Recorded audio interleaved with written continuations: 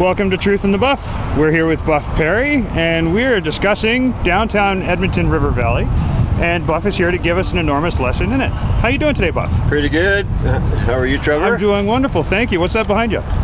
This is the decommissioned EPCOR power plant that is going to be converted to a repurposed multi-use structure, and I'm hoping that it's our plan that is ultimately selected to do that. But to get to what is so important about this site to begin with, we have to go back about 8,000 years.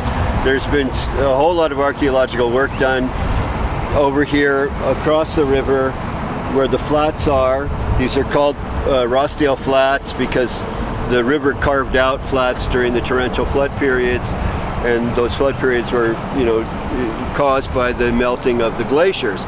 So what we have are these different flats. Different things happened on the different flats, and in our design plan, what we'd like to do is utilize as much of the lower flats area that were the flats that were the ceremonial sites over the millennia.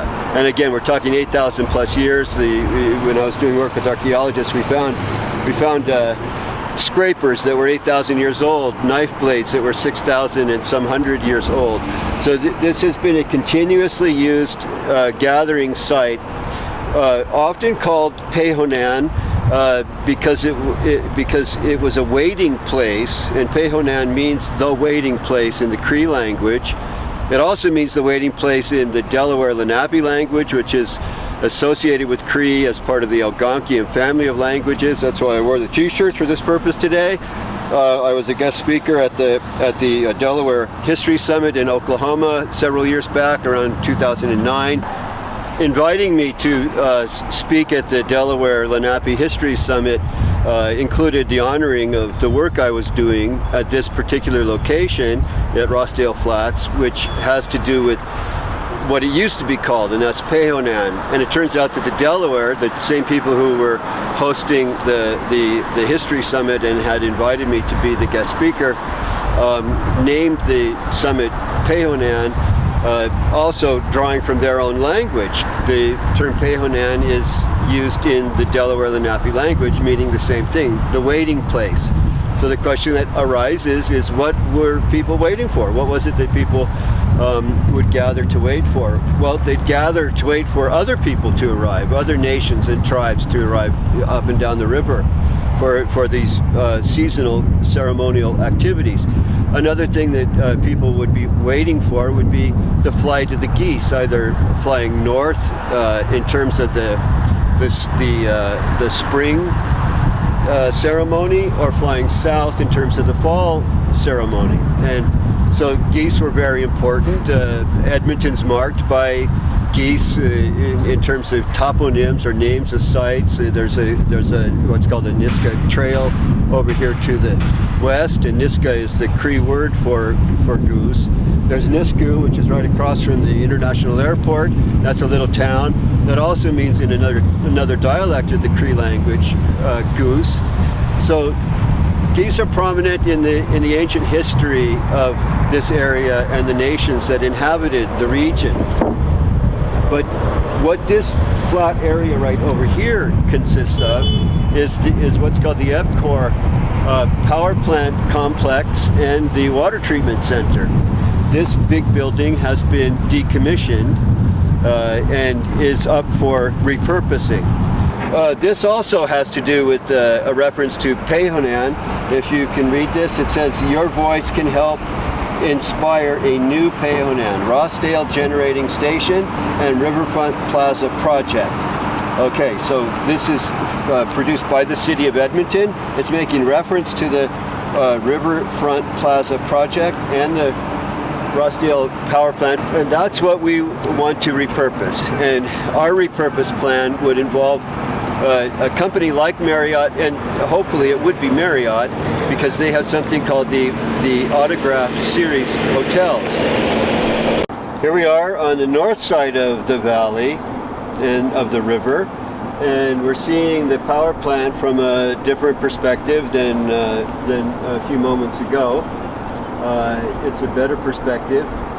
That power plant is going to have in association with it a canal structure that, if it's approved by mayor and council, and it may well not be, but if it's approved, it'll have a canal structure that tends to wend around in the vicinity of that power plant, of the repurposed power plant. And we want to incorporate, if the canal goes ahead, and it's a $50 million project, we want to incorporate our fountain that'll be in front of that power plant with the canal, and the canal with a fountain. So the higher arching ideas of what the canal would consist of in terms of artistry, paintings, tiles, whatever might occur along the sides and the banks of the canal, that's all yet to be determined. But we would like to employ some of the motifs that we have involved with the fountain in the area of the canal that approaches the fountain and then exits the fountain. And that's yet to be determined. There's a whole lot of cobbling that still has to occur in terms of partners, who's going to partner in this big project, and who has the kind of money, the wherewithal to invest in it. But in any case, what our project will be dealing with is that power plant and the fountain by and large, and then incorporating design with the canal, if the canal goes ahead. So what the fountain is going to consist of a whole lot of tribute symbology. The fountain will represent the mother of Edmonton and First Lady of the Fort, Louise Lizette Umfreville, and the sculpted work of her will be done by Danik Modzenski, the great sculptor, one of the greatest in the world, and certainly the greatest in Canada and in Edmonton, who's working with me in this design aspect of the fountain and the statuary in particular. He'll be in control of all the statuary that would include the children of the fort who engaged in a goose dance.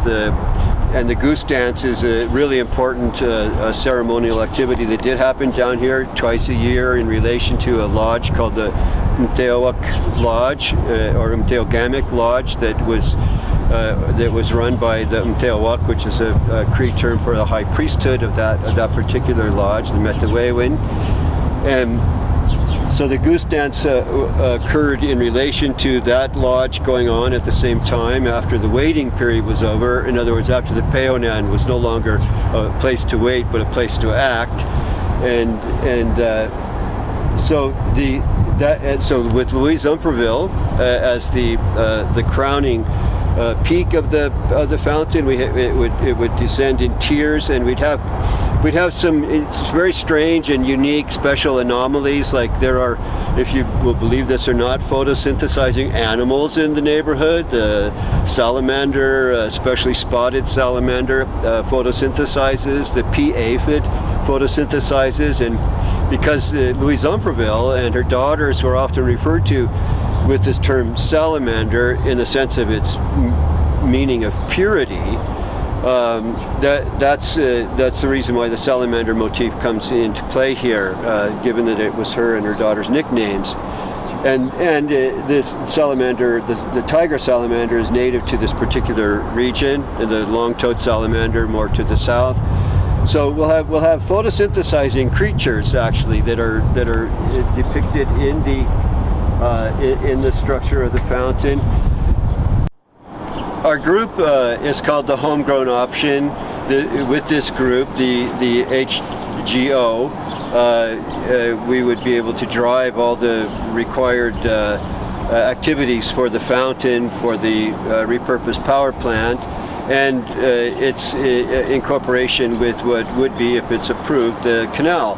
So the Homegrown Option is seeking partners, and we're looking at Stantec and at Marriott hotels, and with Marriott specifically the Autograph series hotel division of Marriott Hotels, because Marriott Autograph hotels are designed and constructed around heritage sites, and this is a heritage site. It's the most important heritage site in the entire extended Edmonton region, and really in Western Canada. It's one of the top 3 or 4 of all heritage sites. So the autograph, an autograph series hotel from Marriott would be perfect, and we could build that hotel right into the power plant, right inside of the power plant, redesign it, and have a restaurant associated with it, and we'd call it the Phantom Hotel, and the Phantom Fort Hotel, and its restaurant, the Phantom Fort Restaurant. Ideally, what we would like to accomplish now would be to get a very large report prepared. Once we've identified better who our partners are, and there's a pretty clear notion of who we prefer to have as partners, but once it's more solidified, and we put forward the larger presentation, all aimed at the bid process that Mayor and Council will be going through, looking at everybody's overall suggestions. And so our homegrown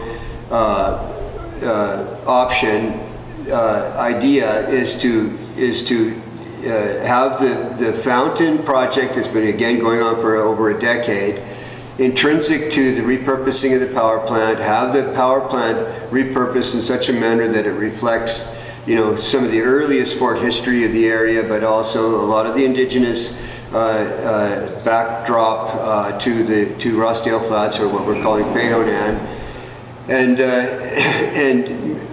move forward. We have to get into some huge complex integrations, like what is the transportation system that would take people down to an entertainment and restaurant and hotel center like this from up here. And it could be a gondola, it could be what's called a funicular, which are 2 trains operating at all times, one going down, one going up, one going down, one going up. That's got to be integrated with with all the other plans, with the fountain plan, the repurposed power plant, whether there's going to be canals or not.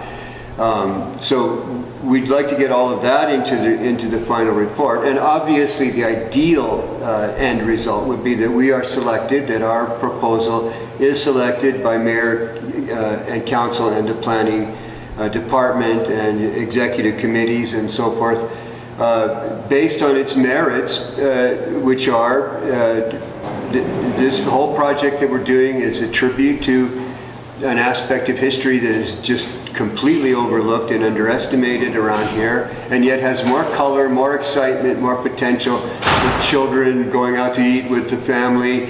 If we have a Phantom Fort restaurant, there's a whole implied entertainment aspect to that for kids. Where's the Phantom? Why is it a Phantom Fort? They're going to learn a lot about, a fort that nobody can find, but we know it was built somewhere along the North Saskatchewan River. And so it'd be like an Easter egg hunt for kids. They can try to figure out, well, I wonder where the fort was really built, which actually wasn't called the Phantom Fort. It was called Fort Lejeunquiere, named after the Governor General of this country at the time.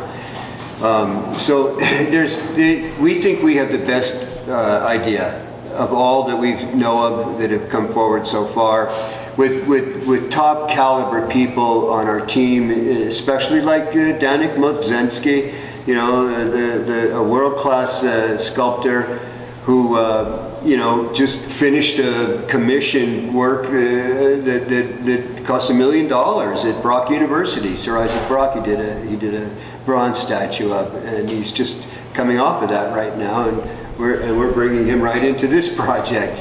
But he's one of many important players. There are other artists and different skilled individuals on our team. So we're hoping that toward the end of this year, we'll be able to make the overarching presentation that integrates all of the components to not only our design, but also to other projects that are already planned down there, including a lot of residential construction, condos, and so forth. And I think we can get that done this year. Wonderful. Well, thank you so much for your time, and we look forward to another episode of Truth in the Buff and this project coming into fruition, we hope. Okay. We trust and we know. Yes, we know these things will come.